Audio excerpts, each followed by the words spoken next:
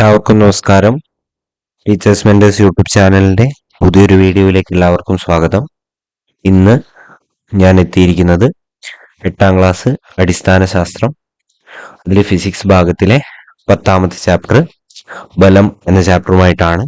ഈ ഒരു ചാപ്റ്ററിൽ പ്രധാനമായിട്ട് ചോദിക്കാൻ സാധ്യതയുള്ള PSC ചോദ്യങ്ങൾ ഏതെല്ലാമാണ് എന്ന് നമുക്ക് നോക്കാം. ഒരു വസ്തുവിനെ തള്ളുകയോ വലിക്കുകയോ ചെയ്യുമ്പോൾ അതിൽ എന്താണ് പ്രയോഗിക്കപ്പെടുന്നത്? ബലമാണ് പ്രയോഗിക്കപ്പെടുക. ഒരു വസ്തുവിനെ തള്ളുകയോ വലിക്കുകയോ ചെയ്യുമ്പോൾ അതിൽ എന്താണ് പ്രയോഗിക്കപ്പെടുന്നത്? ബലം പ്രയോഗിക്കപ്പെടുന്നു. ബലത്തിന്റെ യൂണിറ്റ് ന്യൂട്ടൺ ആണ്. ബലത്തിന്റെ യൂണിറ്റ് ന്യൂട്ടൺ. ബലത്തിന്റെ unit newton.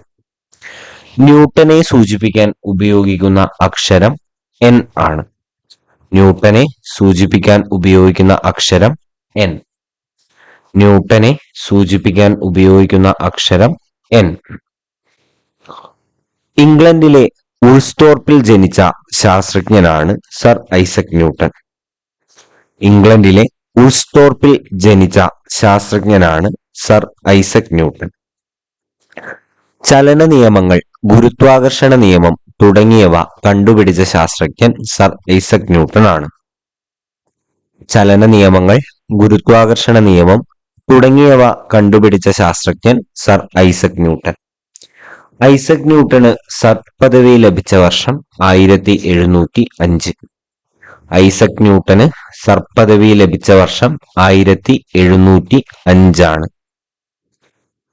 Philosophiae Naturalis Principia Mathematica എന്ന കൃതി രചിച്ച ശാസ്ത്രജ്ഞൻ sir Isaac Newton. Philosophiae Naturalis Principia Mathematica എന്ന കൃതി രചിച്ച ശാസ്ത്രജ്ഞൻ സർ ഐസക് ന്യൂട്ടൺ ആണ്. 0.1 kg അല്ലെങ്കിൽ 100 ഗ്രാം മാസുള്ള ഒരു വസ്തുവിനെ തറനിരപ്പിന് സമാന്തരമായി കയ്യിൽ താങ്ങി നിർത്താൻ ഗുരുത്വാകർഷണ ബലത്തിനെതിരെ ഏകദേശം എത്ര ബലം പ്രയോഗിക്കണം? 1 ന്യൂട്ടൺ. 0.1 കിലോഗ്രാം അഥവാ 100 ഗ്രാം മാസുള്ള ഒരു വസ്തുവിനെ തറനിരപ്പിന് സമാന്തരമായി കയ്യിൽ താങ്ങി നിർത്താൻ ഗുരുത്വാകർഷണ ബലത്തിനെതിരെ ഏകദേശം എത്ര ബലം പ്രയോഗിക്കണം? 1 ന്യൂട്ടൺ ബലം. ഒരു വസ്തുവിന്റെ ആകൃതിക്കോ വലിപ്പത്തിനോ വ്യാപ്തത്തിനോ നിശ്ചലാവസ്ഥയ്ക്കോ ചലനാവസ്ഥയ്ക്കോ മാറ്റം വരുത്തുകയോ അതിനുള്ള പ്രവണത ഉളവാക്കുകയോ ചെയ്യുന്നത് എന്താണോ അതിനെ എന്തു പറയുന്നു? ബലം എന്നാണ് പറയുക. ഒരു വസ്തുവിന്റെ ആകൃതിക്കോ വലിപ്പത്തിനോ വ്യാപ്തത്തിനോ നിശ്ചലാവസ്ഥയ്ക്കോ ചലനാവസ്ഥയ്ക്കോ മാറ്റം വരുത്തുകയോ അതിനുള്ള പ്രവണത ഉളവാക്കുകയോ ചെയ്യുന്നത് എന്താണോ അതിനെ ബലം എന്ന് പറയുന്നു. മനുഷ്യനും മറ്റ് ജീവികളും പ്രവൃത്തി ചെയ്യാൻ ഉപയോഗിക്കുന്ന ബലം പേശീബലമാണ്. മനുഷ്യനും മറ്റ് ജീവികളും പ്രവൃത്തി ചെയ്യാൻ ഉപയോഗിക്കുന്ന ബലം പേശീബലം. കാന്തത്തിന്റെ സ്വഭാവം ആകർഷണ വികർഷണ സ്വഭാവമാണ്. കാന്തത്തിന്റെ സ്വഭാവം ആകർഷണ വികർഷണ സ്വഭാവം. കാന്തം പ്രയോഗിക്കുന്ന ബലം കാന്തിക ബലമാണ്. കാന്തം പ്രയോഗിക്കുന്ന ബലം കാന്തിക ബലം. മുടിയിലുരസുന്ന പ്ലാസ്റ്റിക് പേനയ്ക്ക് ചെറിയ കടലാസു കഷ്ണങ്ങളെ ആകർഷിക്കാൻ കഴിയുന്ന ബലം സ്ഥിതവൈദ്യുത ബലം. മുടിയിലുരസിയ പ്ലാസ്റ്റിക് പേനയ്ക്ക് ചെറിയ കടലാസു കഷ്ണങ്ങളെ ആകർഷിക്കാൻ കഴിയുന്ന ബലം സ്ഥിതവൈദ്യുത ബലമാണ്. പ്രപഞ്ചത്തിലെ വസ്തുക്കൾ തമ്മിലുള്ള ബലം ആകർഷണ ബലം. പ്രപഞ്ചത്തിലെ വസ്തുക്കൾ തമ്മിലുള്ള ബലം ഏത് എന്ന് ചോദിച്ചിട്ടുണ്ടെങ്കിൽ അത് ആകർഷണ ബലമാണ്. പ്രപഞ്ചത്തിലെ വസ്തുക്കൾ തമ്മിലുള്ള ആകർഷണ ബലം അറിയപ്പെടുന്നത് ഗുരുത്വാകർഷണ ബലം എന്നാണ്. പ്രപഞ്ചത്തിലെ വസ്തുക്കൾ തമ്മിലുള്ള ആകർഷണ ബലം അറിയപ്പെടുന്നത് ഗുരുത്വാകർഷണ ബലം എന്നാണ്. ചലനവുമായി ബന്ധപ്പെട്ട ബലത്തെ പൊതുവെ എന്തു പറയുന്നു? യാന്ത്രിക ബലം എന്ന് പറയുന്നു. ചലനവുമായി ബന്ധപ്പെട്ട ബലത്തെ പൊതുവെ എന്തു പറയുന്നു? യാന്ത്രിക ബലം എന്ന് പറയുന്നു. ഒരു വസ്തുവിന് മുകളിലൂടെ മറ്റൊരു വസ്തു നീങ്ങുമ്പോൾ വസ്തുക്കളുടെ ചലനത്തെ തടസ്സപ്പെടുത്തുന്ന ബലമാണ് ഘർഷണ ബലം.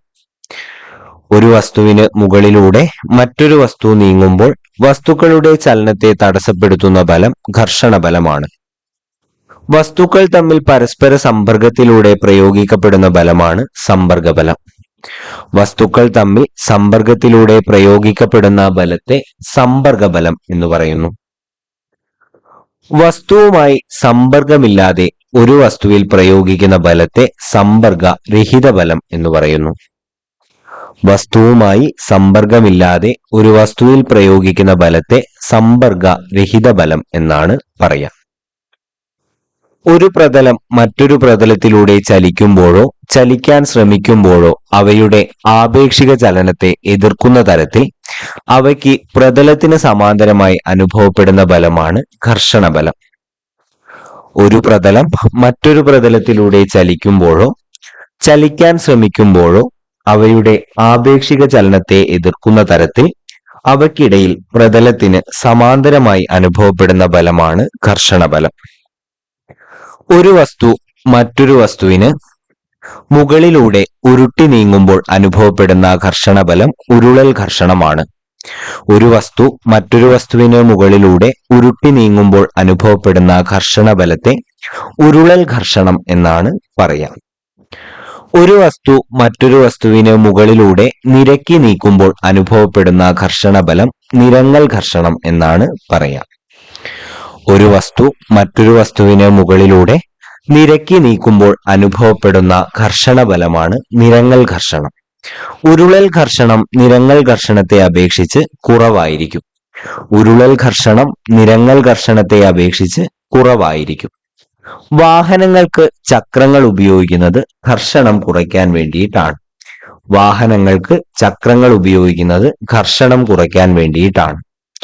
ഘർഷണം കുറയ്ക്കത്തക്ക വിധം വസ്തുക്കളുടെ ആകൃതി രൂപപ്പെടുത്തുന്നതിനെ എന്തു പറയുന്നു എന്ന് ചോദിച്ചാൽ ധാരാരേഖിതമാക്കൽ എന്ന് പറയുന്നു. ഘർഷണം കുറയ്ക്കത്തക്ക വിധം വസ്തുക്കളുടെ ആകൃതി രൂപപ്പെടുത്തുന്നതിനെ എന്തു പറയുന്നു എന്ന് ചോദിച്ചാൽ ധാരാരേഖിതമാക്കൽ എന്നാണ് പറയുക. ഘർഷണം കുറയ്ക്കുന്നതിനു വേണ്ടി ഉപയോഗിക്കുന്ന വസ്തുക്കൾ അറിയപ്പെടുന്നത് സ്നേഹകങ്ങൾ അഥവാ ലൂബ്രിക്കൻസ് എന്നാണ്. ഘർഷണം കുറയ്ക്കാൻ വേണ്ടി ഉപയോഗിക്കുന്ന വസ്തുക്കൾ അറിയപ്പെടുന്നത് സ്നേഹകങ്ങൾ അഥവാ ലൂബ്രിക്കൻസ് എന്നാണ്. ഖരാവസ്ഥയിലുള്ള ഒരു സ്നേഹകമാണ് ഗ്രാഫൈറ്റ്. ഖരാവസ്ഥയിലുള്ള ഒരു സ്നേഹകമാണ് ഗ്രാഫൈറ്റ്. വള്ളങ്ങൾ, വിമാനങ്ങൾ തുടങ്ങിയവ പ്രത്യേക ആകൃതിയിൽ രൂപകൽപ്പന ചെയ്തതിന് കാരണം ജലവും വായുവും പ്രയോഗിക്കുന്ന ബലം കുറയ്ക്കുന്നതിന് വേണ്ടിയിട്ടാണ്. വള്ളങ്ങൾ, വിമാനങ്ങൾ തുടങ്ങിയവ പ്രത്യേക ആകൃതിയിൽ രൂപകൽപ്പന ചെയ്തതിന് കാരണം ജലവും വായുവും പ്രയോഗിക്കുന്ന ബലം കുറയ്ക്കുന്നതിന്. ഒരു വസ്തുവിൽ ഭൂമി പ്രയോഗിക്കുന്ന ആകർഷണ ബലമാണ് ഭാരം. ഒരു വസ്തുവിൽ ഭൂമി പ്രയോഗിക്കുന്ന ആകർഷണ ബലത്തെ ഭാരം എന്ന് പറയുന്നു. ഒരു വസ്തുവിൽ ഭൂമി പ്രയോഗിക്കുന്ന ആകർഷണ ബലം ഭാരം. m കിലോഗ്രാം മാസുള്ള ഒരു വസ്തുവിന്റെ ഭാരം F = mg ആണ്. m കിലോഗ്രാം മാസുള്ള ഒരു വസ്തുവിന്റെ ഭാരം F = mg. ഗുരുത്വാകർഷണ ത്വരണത്തെ സൂചിപ്പിക്കുന്ന പ്രതീകം G ആണ്. ഗുരുത്വാകർഷണ ത്വരണത്തെ സൂചിപ്പിക്കുന്ന പ്രതീകം G. ജിയുടെ മൂല്യം 9.8 മീറ്റർ/സെക്കൻഡ് ആണ്. ജിയുടെ മൂല്യം 9.8 മീറ്റർ/സെക്കൻഡ്. പാസ്കൽ നിയമം എന്തുമായി ബന്ധപ്പെട്ടിരിക്കുന്നു? മർദ്ദം. പാസ്കൽ നിയമം എന്തുമായി ബന്ധപ്പെട്ടിരിക്കുന്നു? മർദ്ദം. പാസ്കൽ നിയമം കണ്ടുപിടിച്ചത് ബ്ലെയ്സ് പാസ്കൽ ആണ്. പാസ്കൽ നിയമം കണ്ടുപിടിച്ചത് ബ്ലെയ്സ് പാസ്കൽ. ബ്ലെയ്സ് പാസ്കൽ ജനിച്ച വർഷവും ദിവസവും 1623 ജൂൺ 19. ബ്ലെയ്സ് പാസ്കൽ ജനിച്ച വർഷവും ദിവസവും 1623 ജൂൺ 19. ബ്ലെയ്സ് പാസ്കൽ അന്തരിച്ച വർഷവും ദിവസവും 1662 ഓഗസ്റ്റ് 19. ബ്ലെയ്സ് പാസ്കൽ അന്തരിച്ച വർഷവും ദിവസവും 1662 ഓഗസ്റ്റ് 19. ഒരു പ്രതലത്തിൽ ലംബമായി അനുഭവപ്പെടുന്ന ആകെ ബലത്തെ എന്തു പറയുന്നു? വ്യാപക മർദ്ദം എന്ന് പറയുന്നു.